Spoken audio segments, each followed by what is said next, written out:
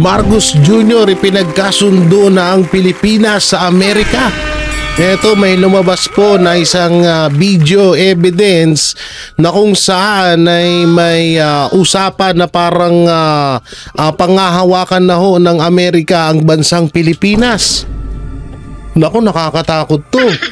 Sobrang nakaka-alarma ho ito, mga banateros, mga kabiyaya. May papakita po ako sa inyong video na kung saan ay may katibayan po at hindi po ito prank at hindi rin po ito clickbait. Dahil ito po ay totoo na may papakita po ako sa inyong video na kung saan ay yung pagbisita pala ni Marcos Jr. sa Amerika ay parang parang nakipagkasundo etong si Marcos Jr. na kontrolin ng Amerika ang bansang Pilipinas. Ano kaya ito, no? Grabe naman to. Talagang sukdulan na ang kademonyohan ng administrasyong Marcos. At ito, yung mga ginagawa kaya pala palaki ng palaki ang utang ng Pilipinas ay ginagaya pala ni Marcos Jr. kung ano ang ginawa ni Cory Aquino noon. Wala na talaga. Ito na, kapag ikaw ay talagang kontrolado na ng Amerika, asahan mo na hindi pulahan, hindi pulangaw ang kumukontrol sa bansang Pilipinas, kundi mga dilawan. Grabe na to. Ang tindi na to, patindi na ng patindi ang kabulastugan na ginagawa ng gobyerno sa atin. Harap-harapan na ho tayong ginagawang loko-loko.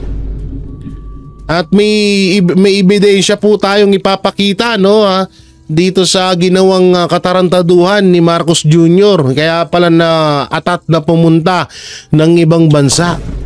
So dito muna ho tayo sa video na to na kung saan ay kaya pala lumalaki ng palaki ang utang ng Pilipinas dahil ginagaya pala ni Marcos Jr. kung ano yung strategy na ginagawa ni Cory Aquino noon. So ito, panoorin ho natin etong video ni Ferdinand, Professor Mario Ferdinand Ayano Passion. Ito, panoorin po natin. Ngayon si Marcos Jr.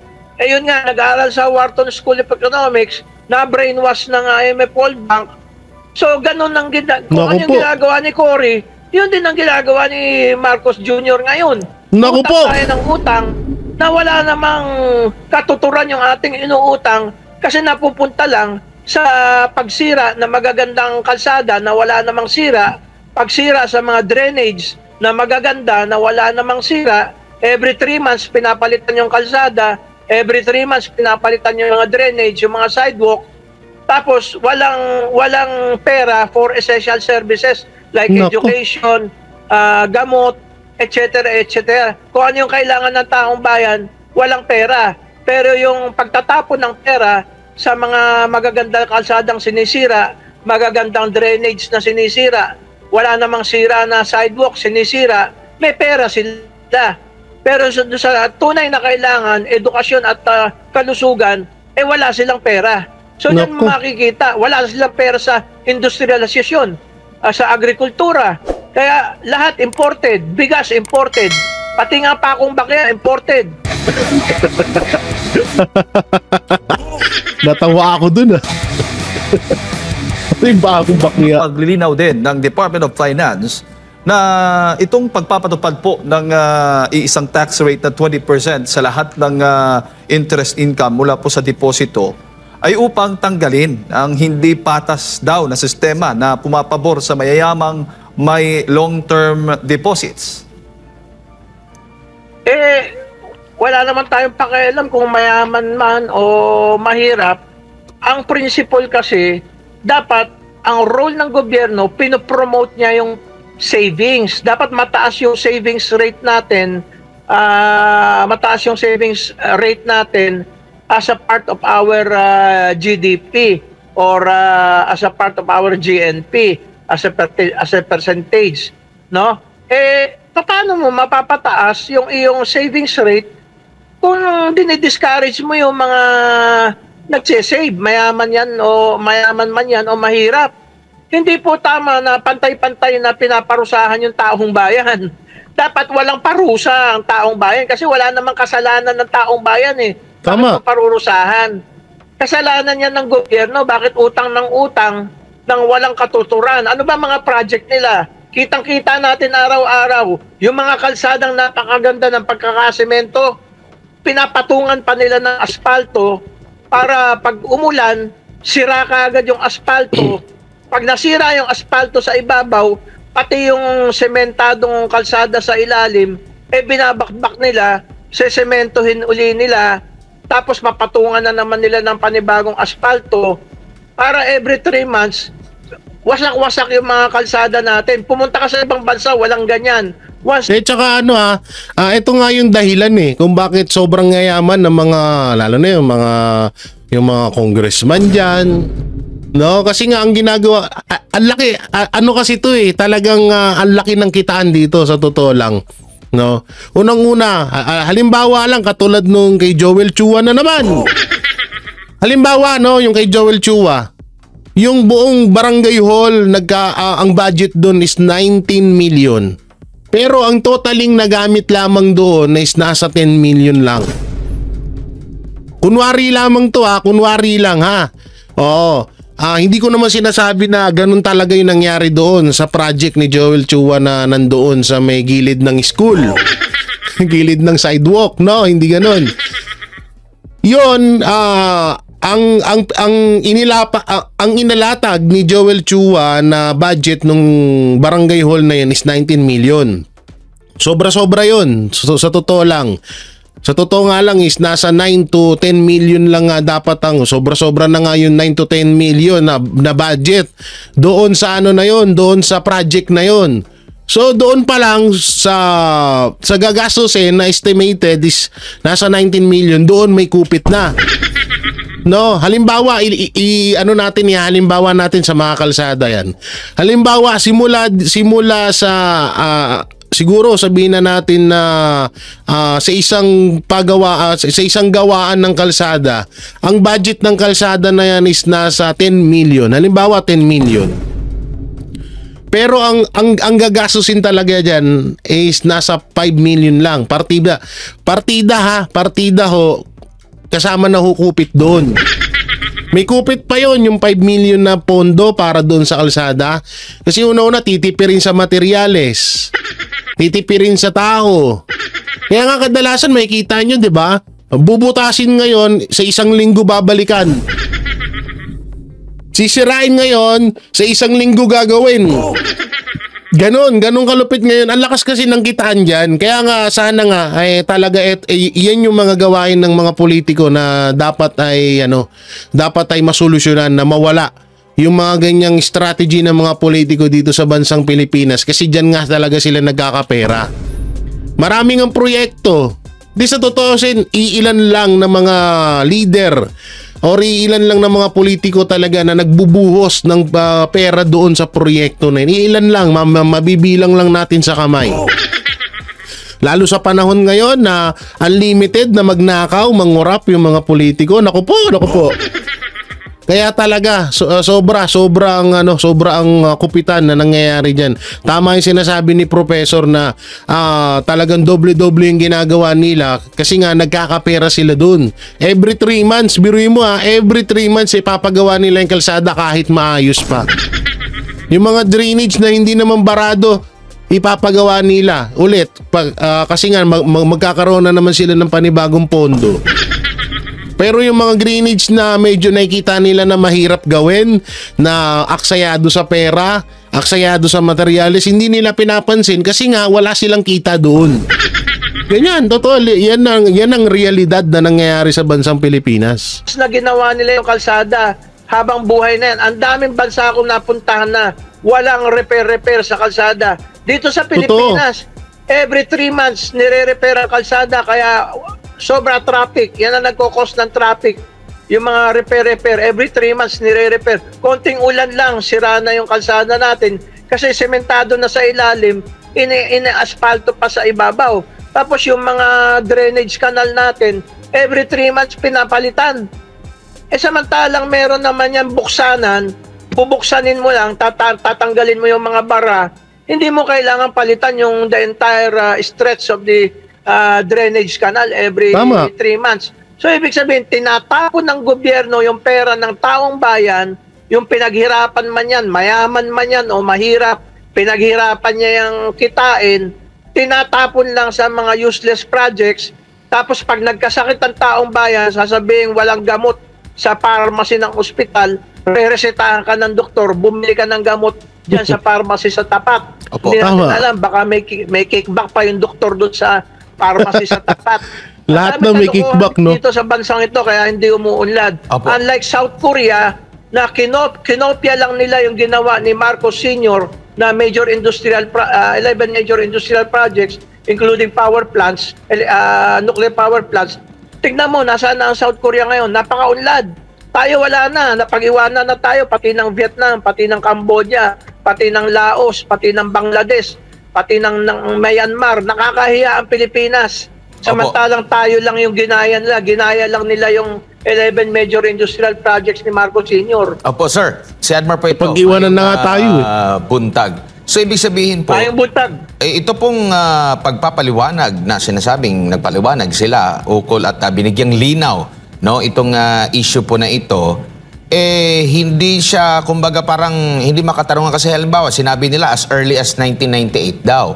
Pero sa kanilang paliwanag dito, yung maturity ng deposito for more than 5 years bago pa itong panibagong batas, walang tax na ipinapataw. Yung 4 to 5 Yes. years, 5%. Yung 3 to 4 years, 12%. Yung maturity of 3 or less, 20%.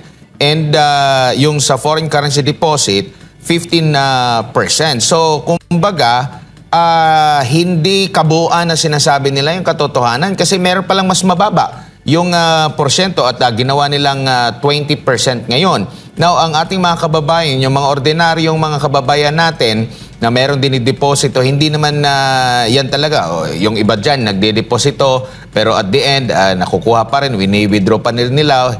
Kumbaga, hindi kinakaya yung patulugin yung kanilang mga deposito dyan kasi marami pa rin mga bayarin. Ngayon, hindi na nila pwedeng magawa yun dahil automatic, meron na pong tax. Tama po ba? Actually, matagal nang may tax ang maliliit na depositors.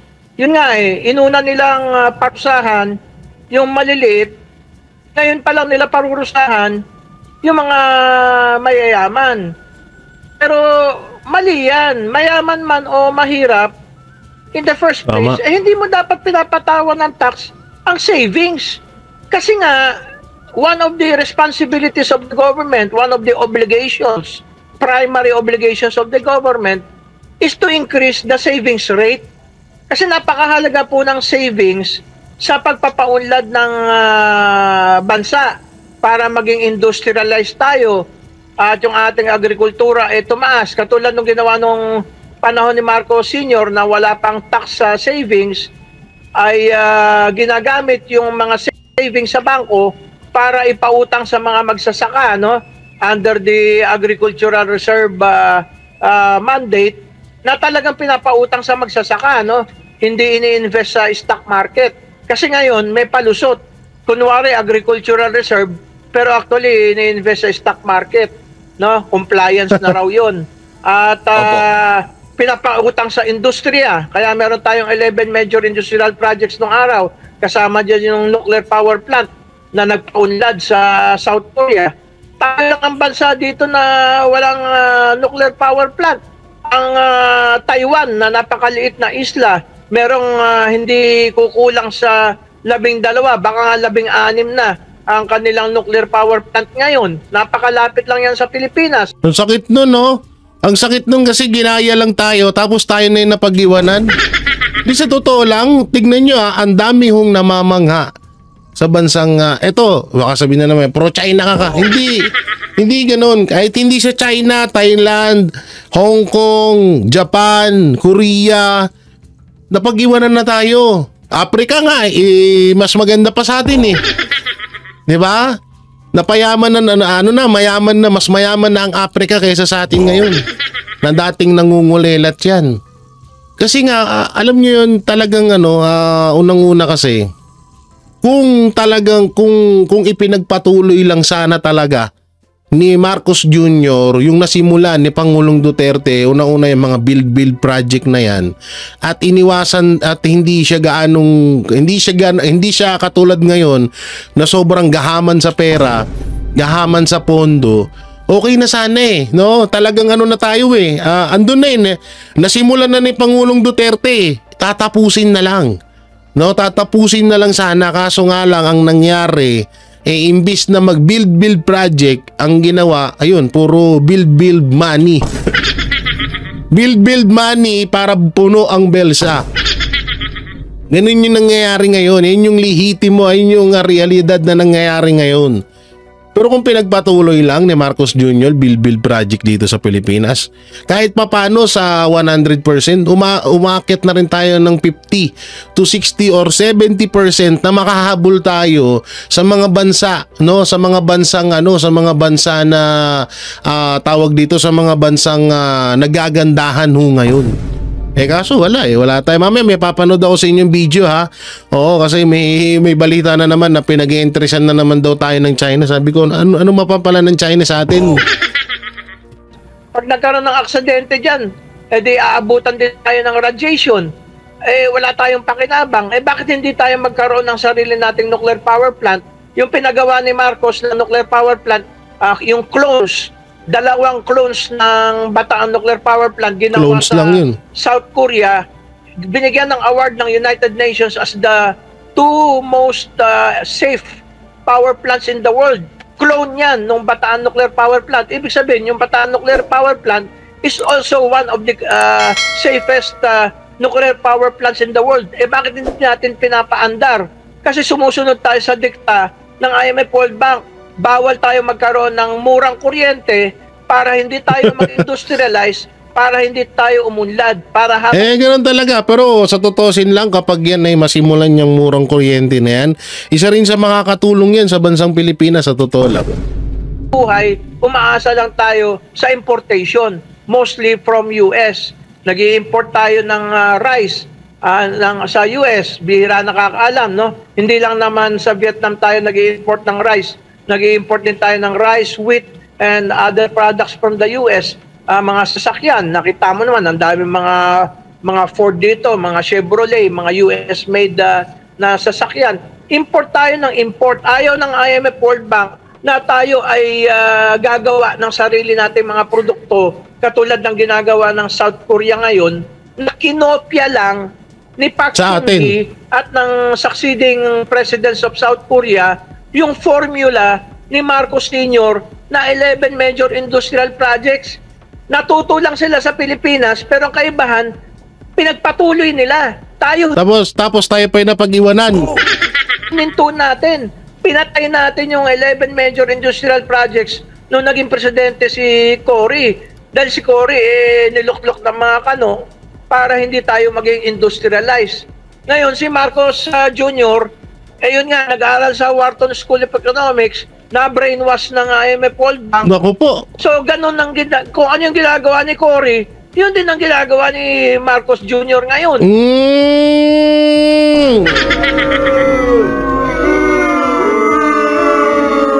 Di ba?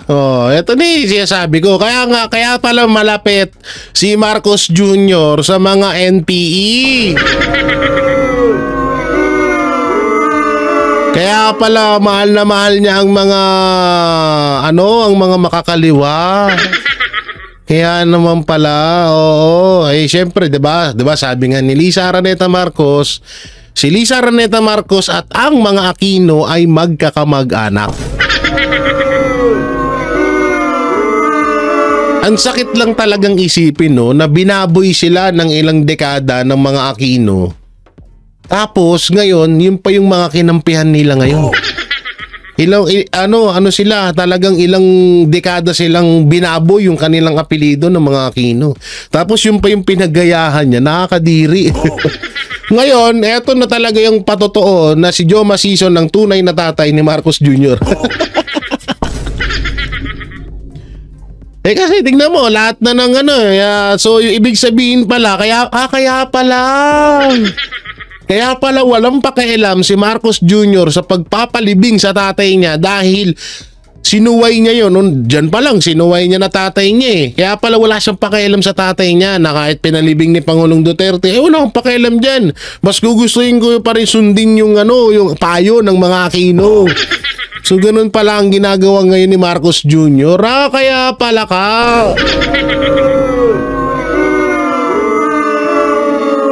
Alam nyo yung diba dati may mga bali-balita na si Noynoy Aquino ay Ninoy or Nonoy? Ninoy Aquino ay ipinapatay mismo ng kanyang pamilya or ng mga dilawan or ng mga ng mga tawag dito ng mga Amerikano, no? Dahil parang hindi naman, parang alam niyo yun, parang paano ba yung pagtamang bigkas na para mapagbintangan ng mga Marcos, 'di ba? So sa madaling salita, etong kaya pala parang parang familiar yung mga diversional tactic ng administrasyong Marcos at yung mga diversional tactic nung panahon ni Cory Aquino. Kaya pala. Kaya naman pala isang muka, isang kahig, isang tuka. Ay. No, talagang lupit dito ni Professor Utang tayo ng utang na wala namang katuturan yung ating inuutang kasi napupunta lang sa pagsira na magagandang kalsada na wala namang sira, pagsira sa mga drainage na magaganda na wala namang sira. Every 3 months pinapalitan yung kalsada, every 3 months pinapalitan yung mga drainage, yung mga sidewalk. Tapos walang pera for essential services like education, gamot, etc. etc. Kung ano yung kailangan ng taong bayan, walang pera. Pero yung pagtatapon ng pera sa mga magagandang kalsadang sinisira, magagandang drainage na sinisira, wala namang sira na sidewalk sinisira, may pera sila. Pero sa tunay na kailangan, edukasyon at kalusugan, wala silang pera. So dyan makikita, wala silang pera sa industrialisasyon, sa agrikultura. Kaya lahat imported, bigas imported, pati nga pakong bakya imported. Hindi tayo makagawa kahit pakong bakya. Lahat imported. Naiwan na tayo ng Vietnam. Ang Vietnam gumagawa ng mga kotse, mga truck, mga bus, VinFast. Tayo wala. Gasoline powered, merong electric powered. Wala na, napag-iwanan na tayo. Samantalang yung Vietnam, wasak na wasak. 1974 lang natapos ang gera dyan. Tayo, 1945 pa natapos ang gera sa atin. Totoo yun. Iniwan pa tayo ng Vietnam. One of the most devastated countries in the world. No, hindi, totoo yun Totoo yung sinasabi ni Professor. Kailan lang natapos ang gera sa Vietnam. Pero, wasak na wasak ang Vietnam. Samantalang tayo, nakahinga na ng maluwag sa gera, nakabangon na, pero ngayon napag-iwanan pa. Hindi naman isinisisi lahat kay Marcos Jr. Kasi baka sabihin naman na iba, ba't yung sinisisi lahat kay Marcos? Hindi yung gano'n. Ang kasi mas naumpisahan na kasi ni Pangulong Duterte. Andun na tatapusin mo na lang itutuloy mo na lang para maipasa mo ulit sa susunod na mamumuno ng bansang Pilipinas. Kaso na-stop. Hindi itinuloy. Kasi nga may invention siya na ang maruming tubig ay pwedeng inumin. Yung tubig na baha, iipunin gagamitin sa tagtuyot. Alam mo yung utak ni Marcos talagang pang dalubhasa Pang-dalubhasa talaga ito, saan yun? Wait lang, saan yun hanapin natin. Ito ito pa, ito dito ako tawang-tawa sa video to. Sabi ko, Anong sinasabi nyo? Na na tawag dito na pinag-iinteresan ng China ang bansa natin. Anong mapapala ng China sa bansa natin? Unang-una, first world country ang China. Pangilan ba tayo? Third world country. Kung meron mang pag-aaksaya ng panahon siguro, ang China siguro pwede ang Japan, Hong Kong, Korea, yan, may mapapala sila. Hindi ko dinadown ng bansang Pilipinas, mahal ko ang bansa ko, pero dun tayo sa realidad. Anong mapapala ng China dito sa atin?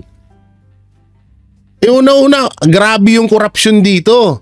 Tapos ito pa ha, dito sinasabi, ayan, basahin natin ha, Malacanang tiniyak sa China na nag-improve na ang seguridad ng Pilipinas.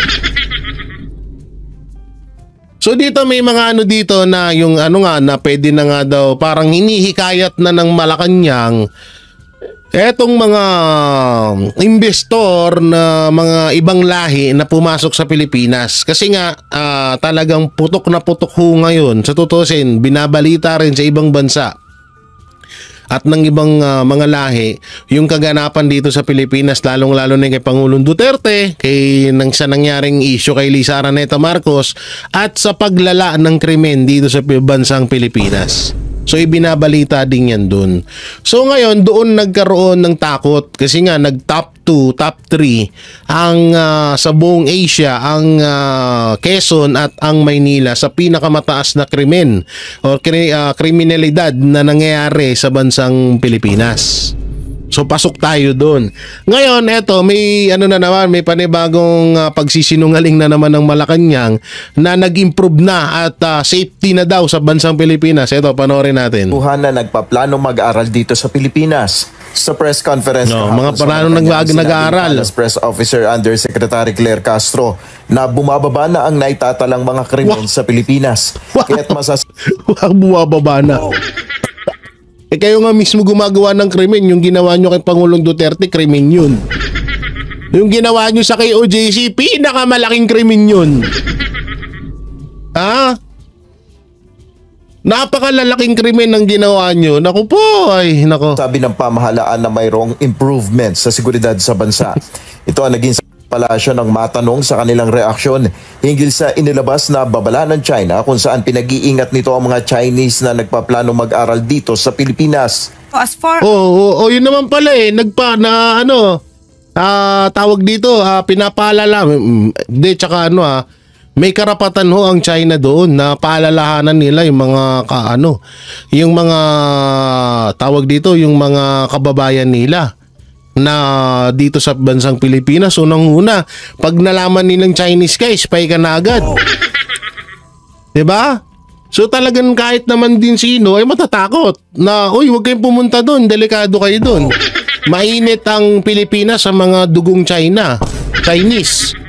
Diba? So kahit naman din sino, naiintindihan ko ang China doon, bakit ganun ang sinasabi nila. As the government is concerned, alam po natin na sa Pilipinas ay gumaganda at bumababa. Anong alam po natin? Ikaw lang may alam nun. Ang alam namin, delikado ngayon. Ito po ay dahil sa yan po ang direktiba ng Pangulo. Kahapon naglabas ang advisory ng Ministry of Education ng China kung saan pinag-iingat nito ang kanilang mga mamamayan na balak mag-aral sa Pilipinas. Bunsod umano ng tumataas na krimen na target ang mga Chinese national. Galang naman ng Malacanang ang inilabas na alerto ng China. Pero siniguro ng mga ito na gumaganda na ang sitwasyon ng seguridad sa Pilipinas. Bakit kaya kayo nararamdaman nyo, kami hindi? Na ang kanilang pagbabago tulad ng mabilis na pagresponde ng Philippine National Police. Nabawasan o nawala na rin umano ang extrajudicial killings o EJK dahil sa war on drugs. Hindi totoo naman nabawasan kasi wala naman nahuling drug lord eh. Wala mo nahuling pusher, puro lang droga na palutang-lutang sa dagat. Wala talaga. Dagdag pa nito, gumanda rin ang ranking ng bansa sa 2025 Global Peace Index. Kaya po yung ratings safety yan and security sa Pilipinas, ay masasabi naman na po natin gumaganda. As far as so kung sa pananaw po ng China ay gano'n, hindi naman po natin ito hahadlangan dahil karapatan po nila yan. Muli naman tiniyak ng pamahalaan sa mga foreign national maging sa mga Chinese na mabibigyan sila ng sapat na protection dito sa Pilipinas. Kahit sino po, kahit hindi po Chinese, kahit sino pong tao, Pilipino, kahit anong nationality nagmamakaawa na sila, lahat po yan ay bibigyan ng protection.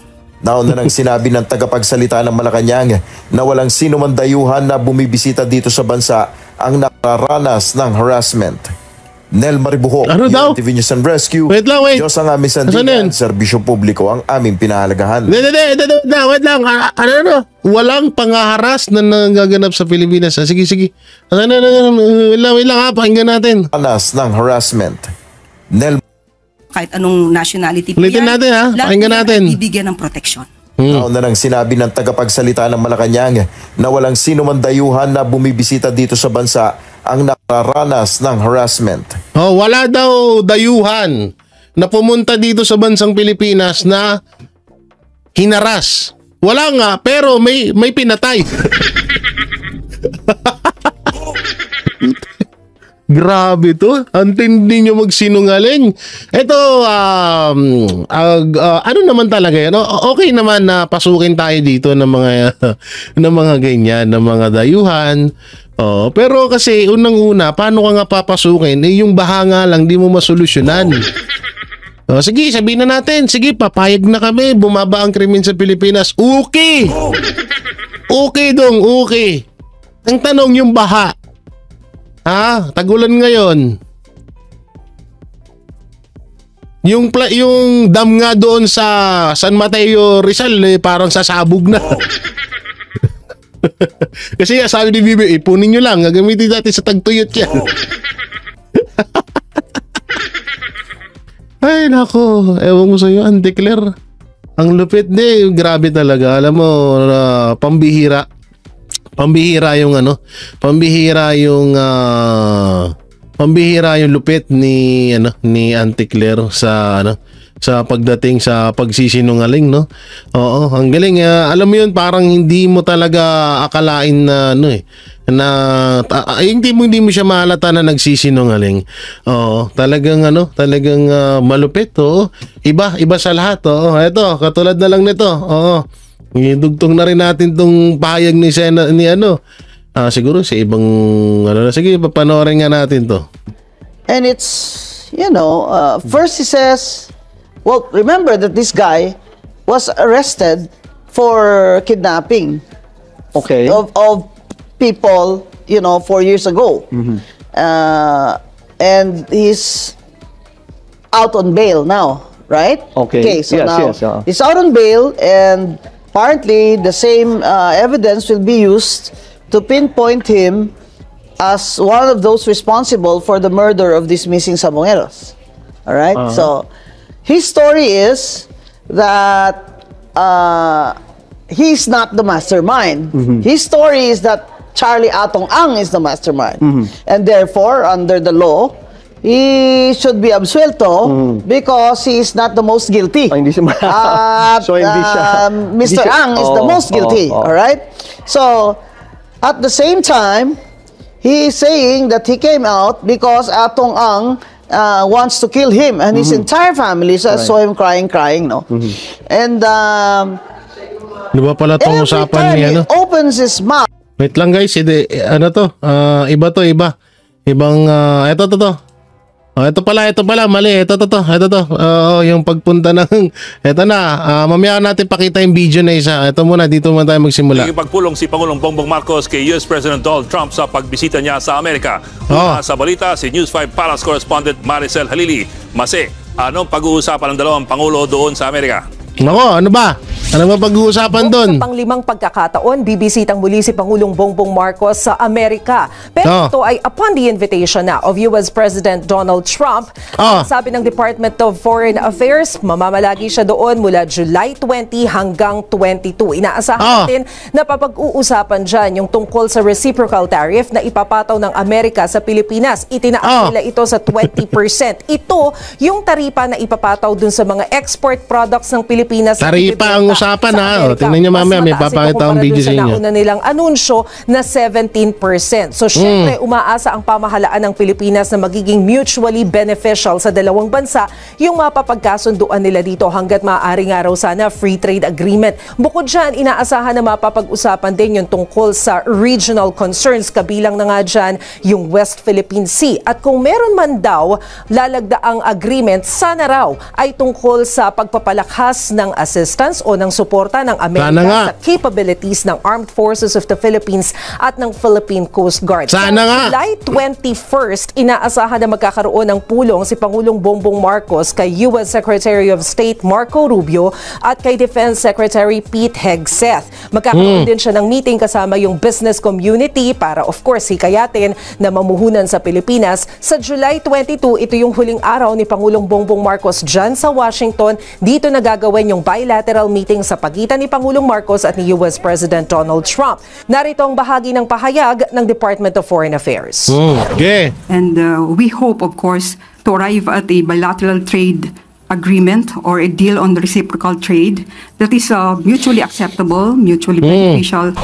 Yeah. Dahil nga medyo maikli yung biyahe ni Pangulong Marcos dyan sa Washington, hindi na siya haharap sa Filipino community doon. Hindi rin makakasama si First Lady Liza Araneta Marcos sa biyahe ng Pangulo sa Washington dahil kahapon, July 17, bumiyahe na si FL patungo sa Riyadh, Saudi Arabia para humarap naman doon sa mga overseas Filipino workers. Pangungunahan niya kasi yung pagtingin ng mga programa dyan para sa mga Filipino workers, kasama na nga rin dyan one-stop shop. Papakitang gila si Mother, ha? Papakitang gila si Ma'am Shikers, ha? At inaasahan na babalik sa Pilipinas si First Lady sa July 21. Okay, ha? O, ayan, ha? Ayan ang napag-usapan daw nila sa Amerika. So ito, papakita ko sa inyo yung video kung ano ba talaga ang ginawa ni Marcos Jr. sa Amerika. Nakakalungkot na nakakatakot po ito. Ito, tayo magre-reaction video lamang. Hindi ko alam kung ito 100% nakatotohanan o hindi. Ito, panoorin nyo, pasok. Kung bakit pupunta si Marcos dahil pipirma siya sa panibagong kasunduan ng pang-aalipin. Yan na. Pagtataksil naman. Iyan na. Para sa sambayan ng Pilipino. Paktay na. Pipirma daw si Pangulong Bongbong Marcos para kontrolin na naman tayo ng Amerika. Ulitin ko, ha. Bakit pupunta siya, may hawak na papel si Kaheri. Si Marcos dahil pipirma siya sa panibagong kasunduan ng pang-aalipin at pagtataksil naman para sa sambayan ng Pilipino.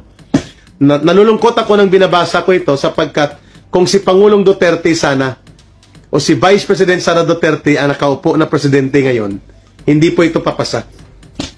Pumalag na ang Singapore dito sa ganitong imposisyon ng Amerika, pumalag ang Mexico, pumalag ang Canada, pumalag po ang maraming bansa sa kanya, kay Donald Trump.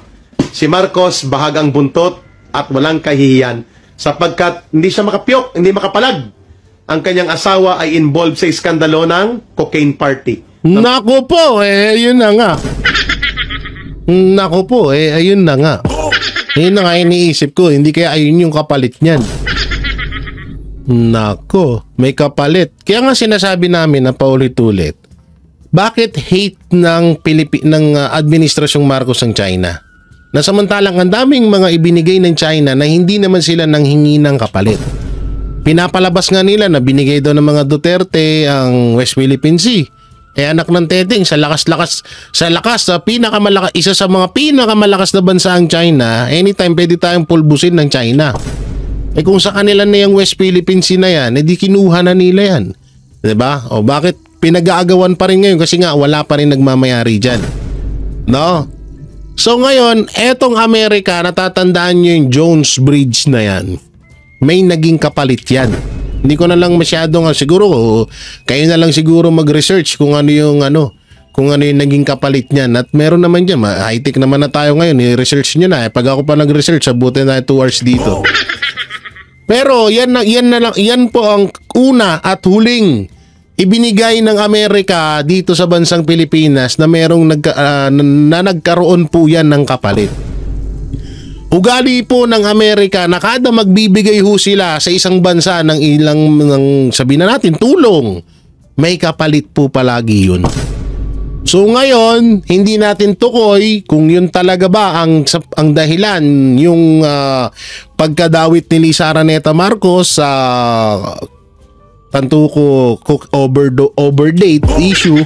overcoke issue, yun ang dahilan ni Donald Trump para dito sinasabi ni Eric Celis na pumirma na si Marcos Jr. sa Amerika. Para hindi ko alam kung anong kapalit nun. Basta sinasabi ko sa inyo, ang Amerika hindi ho yan nagbibigay ng tulong ng walang kapalit. Kada magbibigay po ng tulong ang Amerika sa mga bansa na gusto nilang tulungan, may kapalit po yan.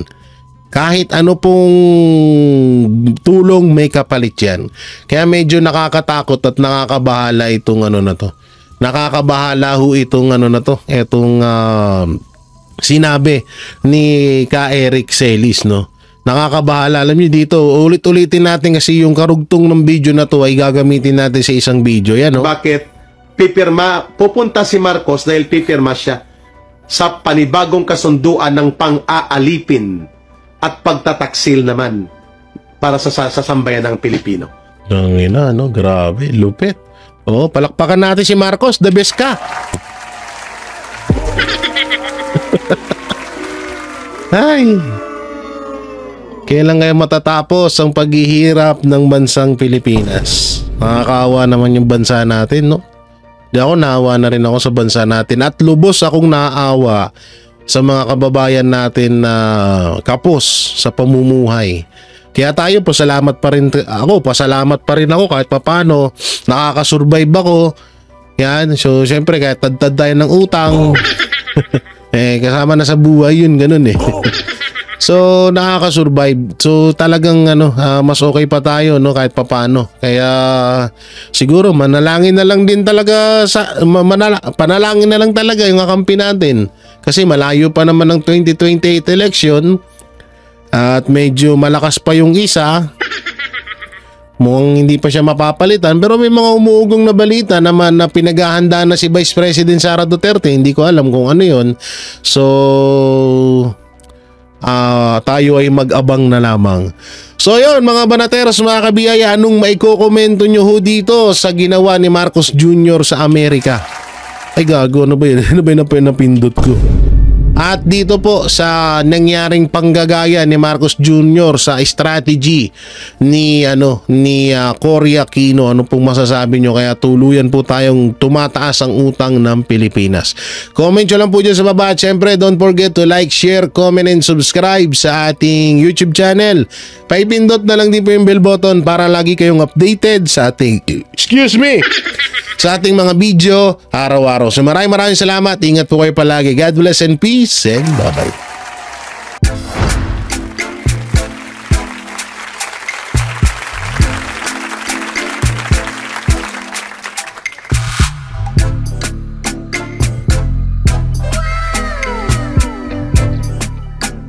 The next performance will start momentarily.